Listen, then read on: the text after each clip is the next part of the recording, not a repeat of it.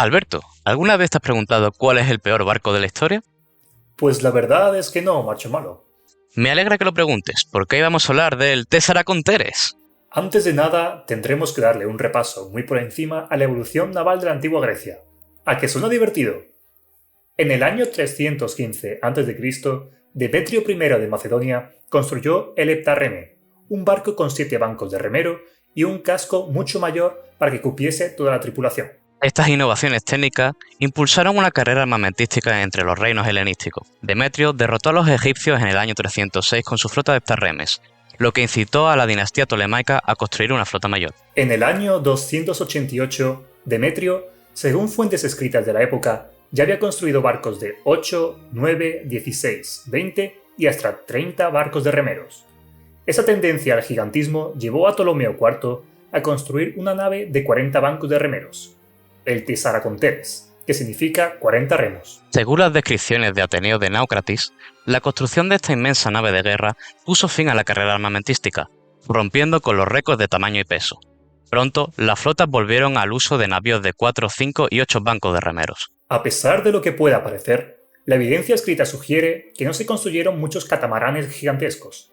Eran vistos como objetos monstruosos que solamente tenían funciones propagandísticas, demostrando el poder del rey de turno. Ateneo de Náucratis describe el Tesaraconteres como el palacio flotante de Ptolomeo IV. Contaba con un casco de 25 metros de altura y 150 metros de longitud. Las descripciones de Plutarco coinciden en la mayoría de dimensiones del Tesaraconteres y que no debía ser usado para el combate, sino que su propósito era lucirse y demostrar el poder regnícola. Incluso se decía que era incapaz de navegar. El autor, Calixteo, fue testigo de este catamarán, dando las primeras descripciones e incluso tuvo la oportunidad de montarse en él, aunque atestigua que el Tesaraconteres solo navegó 2 veces. Así es, parece que este gigantesco barco tocó el mar pocas veces, pues normalmente era guardado en tierra firme, no preguntéis cómo, lo cual pone en duda su existencia. Ahora nos encontramos con un problemón, y es que todas las fuentes de la época, Ateneo, Plutarco y Calíxeno, hacen prácticamente la misma descripción y dan los mismos datos del Tesaraconteres. Esto significa que, o bien estos autores se parafraseaban entre sí, o que Ateneo y Plutarco se copiaron de Calíxeno de forma muy descarada. Aún así, se han conservado descripciones muy detalladas del proceso de construcción del Tesaraconteres, como las técnicas empleadas para minimizar el peligro que suponía construirlo, el reparto de tareas, la influencia de los constructores de catamaranes de 20 y 30 bancos de remero, el uso del Escarion, una plataforma móvil para llevarlo al mar, y un largo etcétera. Algunos historiadores han señalado que la gran cantidad de textos referentes al Tesaraconteres vienen del interés de Ptolomeo por incrementar su prestigio y el de su armada, e imponerse como el rey con el barco más grande. La evidencia escrita sería parte de un complejo programa propagandístico que dio la imagen de Egipto como una de las grandes potencias del Mediterráneo. Sea como fuere, ni siquiera sabemos si el Tesaraconteres existió realmente. Y como me estoy quedando sin diapositivas, vamos a hacer una ronda relámpago de datos que ponen en duda su existencia. 1.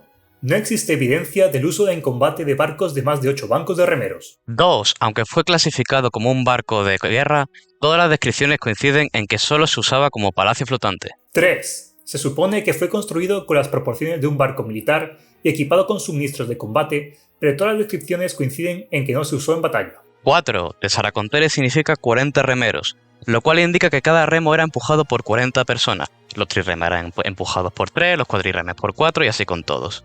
Pero la disposición de los remeros ha causado mucha controversia. 5. No sabemos si el Tesaraconteres tenía 1 o 2 cascos, y si tuviese 2, no sabemos si estaban pegados o separados, si había remos entre ellos o no. 6. Existen múltiples evidencias de la construcción de catamaranes de 20 y 30 bancos de remeros, entre ellas registros navales, grabados, testigos, etc. Pero sabemos que su efectividad en combate era limitada y que en la década del 260 a.C. se dejaron de producir. 7. Se ha puesto en duda la eficacia en batalla de barcos tan grandes, ya que no existieron naves comparables en todo el Mediterráneo. 8. Los catamaranes presentan graves desventajas a la hora de coordinar los remeros y atracar en un muelle. 9. No sabemos si el uso de catamaranes fue una invención de Lisímaco o fue una técnica introducida por los fenicios. 10. El Tesaraconteres estaba decorado con grandes estatuas, contaba con un palacio ricamente ornamentado, pero también con material de asedio como catapultas. Autores griegos, aclaraos, ¿se usaba para el combate o no? Y 11. Se cree que los barcos de 16 bancas de remeros son el límite de tamaño que podría alcanzar un barco de guerra, ya que navíos más grandes serían demasiado lentos y pesados para el combate. Pues así como a modo de conclusión, realmente no se sabe si existió o no el Tessera Contere, ya que hay mucha evidencia tanto a favor como en contra. Bueno, pero queda aclarar que a veces se le ha confundido en la bibliografía como el Talamegos de Ptolomeo, que viene siendo un barco palacio, pero de uso exclusivamente fluvial.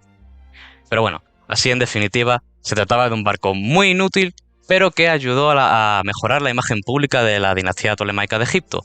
Así que realmente sí que cumplió con su función. Y bueno, antes de ir chapando el chiringuito, quiero darle las gracias a mi amigo Alberto, que me ha ayudado a hacer este vídeo, y podréis visitar su canal en la descripción y a lo mejor lo pongo al final del vídeo, no sé cómo. Así que nada, chaito.